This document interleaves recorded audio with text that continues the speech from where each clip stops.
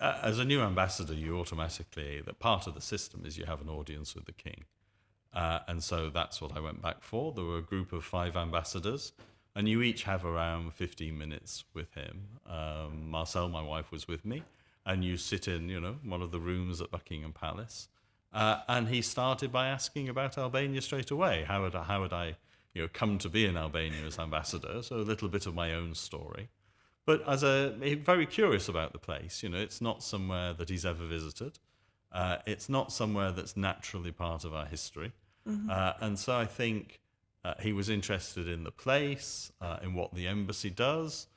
He was interested, to know about the Prime Minister and the elections, because he gets briefed. So, yes, but it's a very easy, relaxed occasion because I think in our job, as a Crown servant, as part of the diplomatic service, over the time of a career, you will irregularly meet the royal family on and off. And I've certainly met Prince Charles and then King Charles before. We had the pleasure of meeting the Queen when she was in Paris many, many years ago. And of course, there have been others who've been visiting this region or the other countries that I've served in. So there wasn't any nerves beforehand, like, oh, when do I bow, or do I shake his hand, or what if I say the wrong thing? Or I think there's always a little nervousness about that because, of course, you're in a new situation.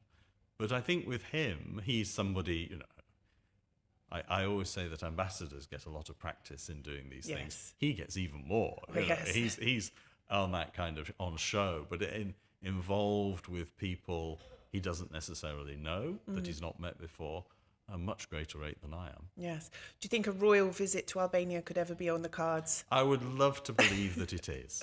As we were leaving, he said to me, "Oh gosh, I would really like to visit Butrint." Really? Because he has an interest in history, and I said to him, "Look, Butrint is not just about the ruins. It's not just about the history.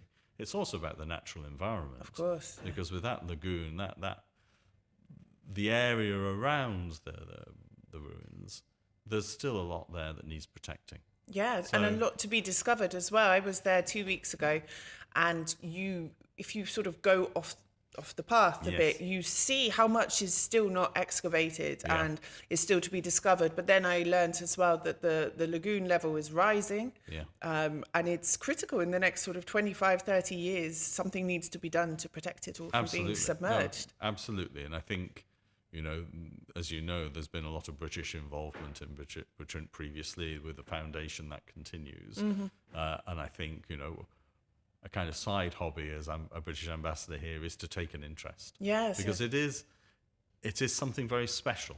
It really is. Yes, it is.